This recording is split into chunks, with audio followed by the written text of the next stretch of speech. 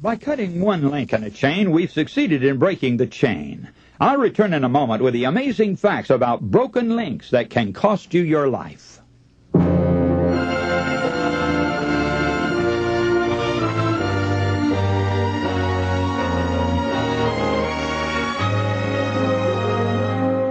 Hello, this is Joe Cruz and the Amazing Facts broadcast, facts which affect you. Today we're going to explode one of the most common myths that church members are hung up on, and it's one of the most serious misconceptions also. It's serious because it relates to the authority of God's great moral law of the Ten Commandments.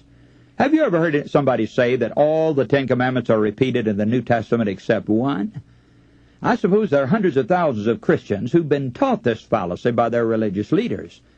And do you know which commandment they claim to be left out of the New Testament?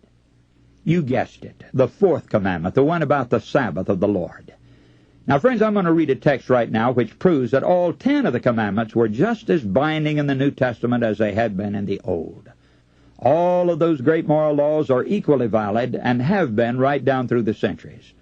God did not write small little local rules when He penned the 10 Commandments on tables of stone. He was putting down the great eternal principles of life for all mankind, and He wrote them on the imperishable tables of stone. But let's get to that text now, which shows that one should never be eliminated from the 10. James 2, verses 10 to 12. For whosoever shall keep the whole law, and yet offend in one point, he is guilty of all. For he that said, Do not commit adultery, said also, Do not kill. Now if thou commit no adultery, yet if thou kill, thou art become a transgressor of the law. So speak ye, and so do, as they that shall be judged by the law of liberty. Now, friends, please notice that this whole law James is talking about is the 10 Commandments. He quotes 2 of them to make sure we understand that point. Now, the whole of 10 is 10, isn't it? And if we break any one of the 10, we become transgressors or sinners. In fact, James even adds the vital information that everyone will be judged at last by that 10 Commandment law of God. That law is like a chain with 10 links, and if we break one link, we've broken the chain. Now, with that truth before us, how could we believe that any one of those 10 could be left out in the New Testament? James was a New Testament writer. Did he disagree with other writers of the same Bible? No, indeed. The truth is that all 10 of the commandments are repeated in one form or another in the New Testament. Paul indicated his belief that it would be sin to break that great moral law of the 10 Commandments. And in Romans 7:7 he says, What shall we say then? Is the law sin? God forbid. Nay, I had not known sin but by the law, for I had not known lust, except the law had said, Thou shalt not covet. Now, he quotes right out of the 10 Commandments. Doesn't this reveal, my friends, that Paul did not look lightly on that law, or that he felt any of them could be broken? There's not a trace of any such heresy in any of Paul's writings. He consistently upheld the law of God as the great schoolmaster, which gives a knowledge of sin and which leads us to Christ for forgiveness. So much for the law as a whole, and there is no controversy over the law except for that 4th commandment, which talks about the 7th-day Sabbath. Is it upheld in the New Testament, friends? First, look at Christ's teaching on the perpetuity of the Sabbath. In Matthew 24:15-20, Jesus was describing the destruction of Jerusalem, which would take place in 70 A.D. It was still 40 years in the future. But Christ gave this counsel to His disciples about that terrible occasion. He said, But pray ye that your flight be not in the winter, neither on the Sabbath day. Now, did you get that, friends? Christ told His disciples to pray for 40 years that the Roman armies would not besiege Jerusalem on the Sabbath. Now, if the Sabbath had been changed or canceled, why would Jesus tell His followers to pray about it 40 years after He went back to heaven? Does that sound as though the 4th commandment was not carried over into the New Testament, friends?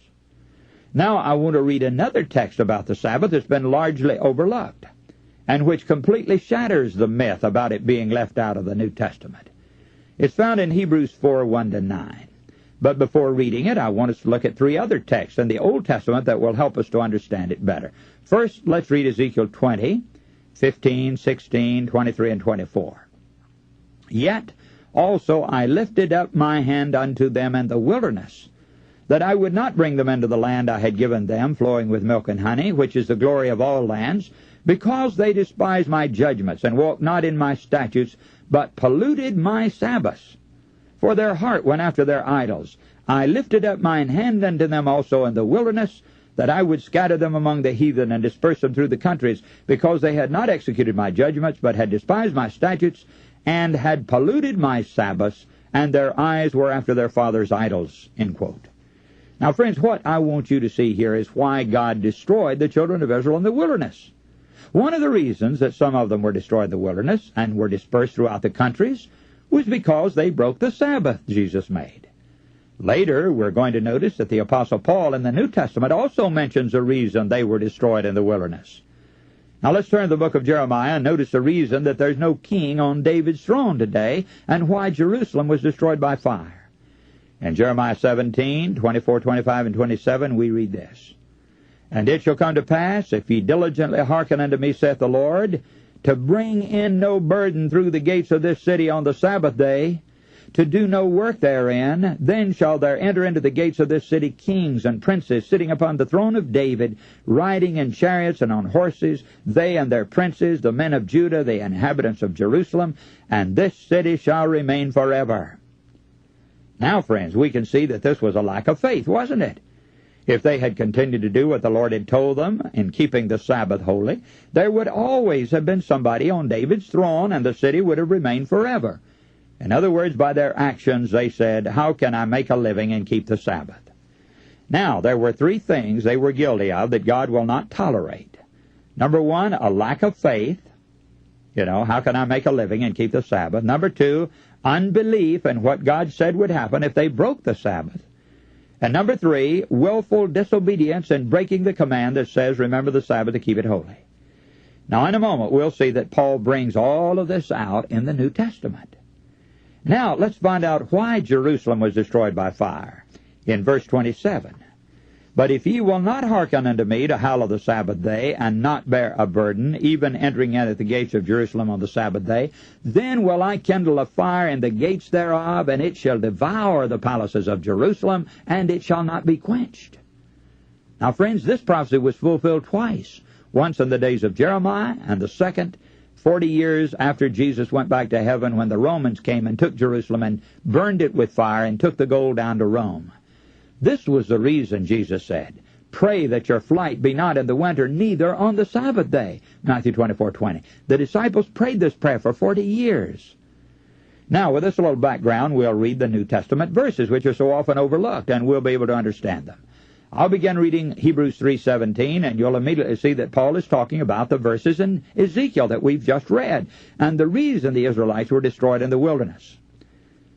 "But with whom was he grieved 40 years? Was it not with them that had sinned, whose carcasses fell in the wilderness?" Verse 17. Now, please notice here that they were destroyed in the wilderness because they sinned. Now, 1 John 3:4 states that, quote, "Sin is a transgression of the law." And we read in Ezekiel that this happened to them because they broke the Sabbath Jesus made. Now, should I be afraid today if I break the Sabbath? Read the answer in Hebrews 4:1 and 2. "Let us, therefore, fear, lest a promise being left us of entering into his rest, any of you should seem to come short of it. For unto us was the gospel preached, as well as unto them. But the word preached did not profit them, not being mixed with faith in them that heard it." Now notice, friends, it says, "let us." It's talking of Christians in the New Testament times, and Paul included himself. And he was a born-again Christian. Further, we notice that Paul states the gospel was preached unto us as well as unto them. Now, Paul states it was lack of faith that caused them not to keep the Sabbath. Let me ask you something, friends. Was Paul talking about the seventh-day Sabbath? Read the answer in verse 4. "For he spake in a certain place of the seventh day on this wise, and God did rest the seventh day from all his works." Now there it is. Nobody can be confused there. Paul said he was talking about the rest of the Sabbath on the seventh day of the week. He quoted right from the fourth commandment to establish the point.